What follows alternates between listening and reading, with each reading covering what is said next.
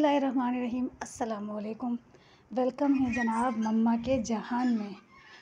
दो छोटे प्यारे बच्चों की मम्मा हूँ मैं। एक है सशबिल फ़ातिमा, दूसरे ग़ुलाम मोहम्मद।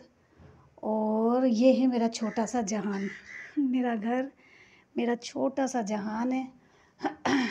आज की रूटीन ये है कि मैंने पापड़ का सालन बनाया है।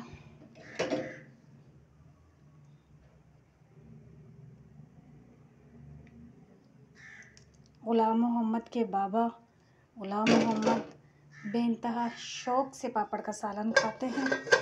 आज की रूटीन, हाउसवाइफ की रूटीन क्या होती है? सुबह उठकर वो नाश्ता बनाती हैं। यहाँ पानी कैसे गिरा हुआ है? मैं तो गिर जाती है अभी स्लिप होकर। पानी गिरा हुआ है यहाँ।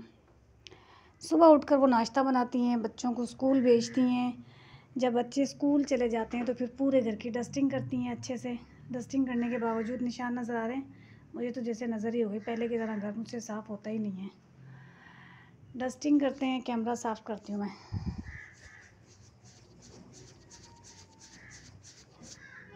ये देखें, कैमरा साफ़ हो गया। अब सब कुछ कितना क्लियर नज़र आ रहा है, पहले धुंधला धुंधला दिख रहा था।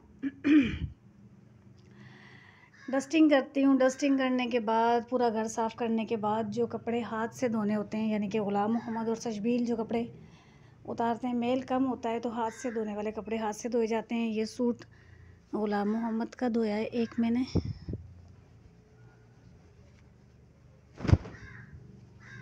और एक ये वाइट कॉटन का इन्होंने रब्बीउल अव्वल वाले दिन पहना था। एक ये मैंने धोया, ये थोड़ा सा गीला है, थोड़ी देर और धूप में रखा जाएगा तो फिर सूख जाएगा। डस्टिंग करने के बाद आटा गूंदना, रोटियां बनाना। नल में थोड़ा थोड़ा सा चुन्नू चुन्नू सा पानी आ रहा है क्योंकि पानी आने का वक्त हो गया है। पानी आएगा 2 बजे, लाइट आने के बाद ही मोटर चलेगी। और ये दरवाज़ा खुलता है। और दरवाज़े के पीछे कौन है? खुला हुआ है। अच्छा, कुंडी लग रही है क्या? अच्छा अच्छा अच्छा अच्छा अच्छा। ये दरवाज़े के पीछे आई सशबील। वालेकुम अस्सलाम। मेरे लिए चॉकलेट? नहीं, टीचर ने दिया है। मेरी बेटी को गिफ्ट मिला है स्कूल से। किस चीज़ के लिए बेबी?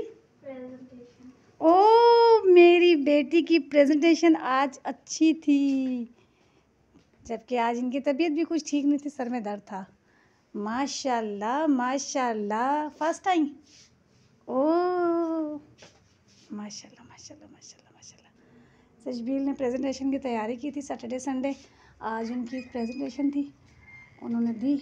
और उनकी प्रेजेंटेशन टीचर को पसंद आई तो टीचर ने उनको एक पेन और चॉकलेट गिफ्ट की। वाह भाई टीचर, थैंक यू। टीचर मारवी ने दी बेटा। थैंक यू टीचर मारवी, बहुत ज़बरदस्त टीचर हैं। फ़र्स्ट टाइम जब मैं उनसे मिली थी तो बहुत मुख्तसर मेरी उनसे मुलाकात हुई, और उस छोटी सी और थोड़ी सी मुलाकात में वो मुझे बेइंतहा पसंद आई।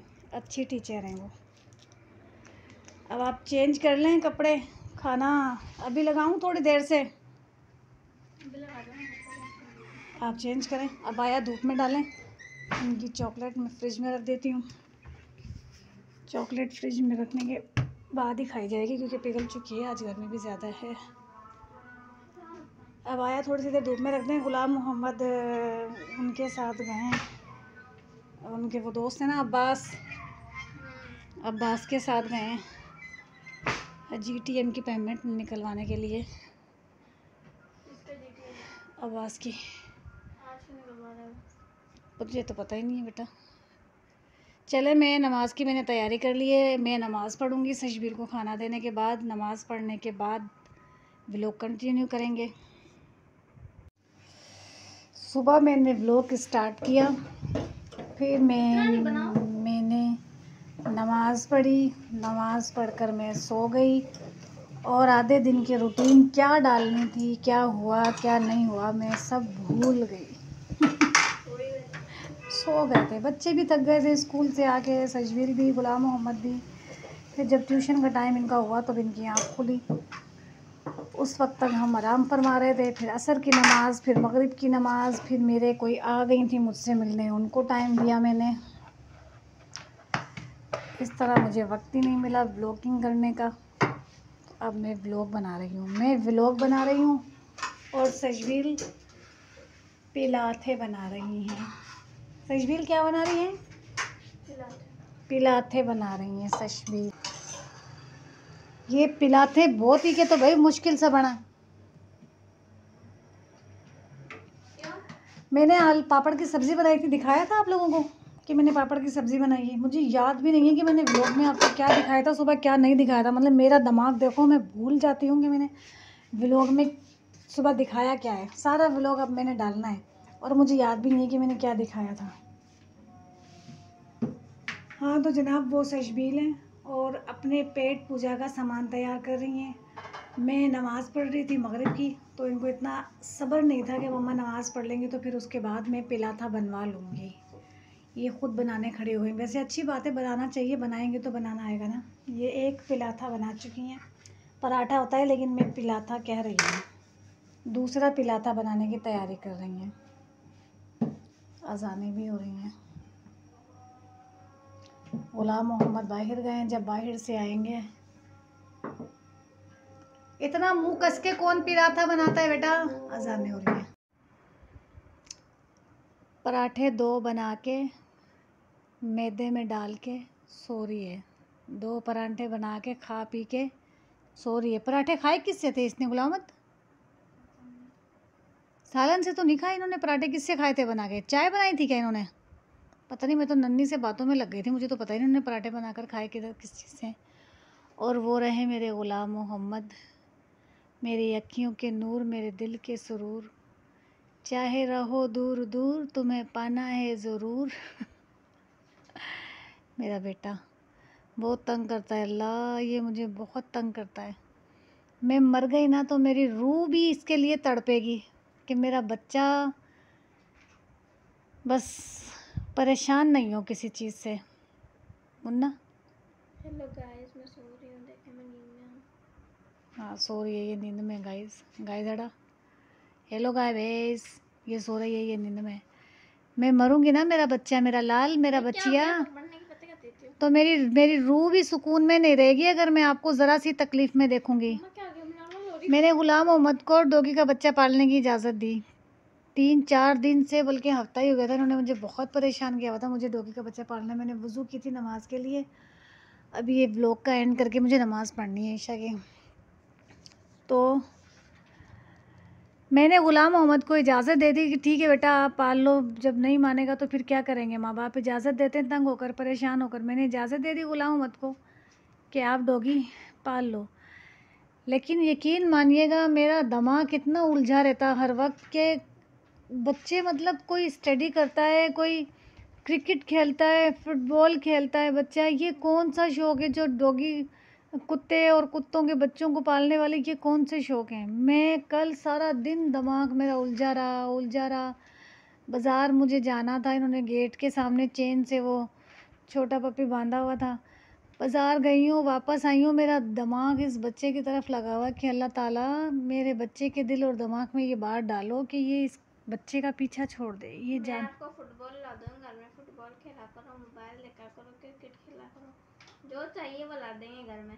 घर में रहो, बस मेरी आंखों के सामने रहो, घर में रहो, मेरी आंखों के सामने रहो, मेरे दिल और सुकून की ठंडक बन के रहो बेटा। मेरी आवाज़ से जो लोग मेरे व्लॉग देखेंगे ना, वो मेरी आवाज़ से इस बात का अंदाज़ा लगा लेंगे कि मैं आज अंदर से कितनी टूटी हुई हूँ, कि मैं परेशान हो गई कि मेरे बच्चे को ये कुत्तों के शौक़ क्यों हो गए। मुझे अच्छा नहीं लगता बेटा। हमारे केजीएम में एक फैमिली है ऐसी, हमारी कम्युनिटी, हमारे ही रिलेटिव हैं, उन साहब के जो 2 बच्चे हैं बेटे, वो ऐसे कुत्तों को लेके सड़कों पे घूमते रहते हैं, खेलते रहते हैं। अल्लाह, छोटे छोटे वो बच्चे, छोटे छोटे वो खुद बच्चे हैं, ग़ुलाम मोहम्मद की क्लास के वो छोटे छोटे बच्चे, और वो खुद से बड़े बड़े कुत्ते लेके घूमते हैं। मुझे इतना अफसोस होता है उनको देख कर के, या अल्लाह इनके पेरेंट्स इनको क्यों नहीं मना करते हैं, क्यों अल्लाह इनके पेरेंट्स इनको।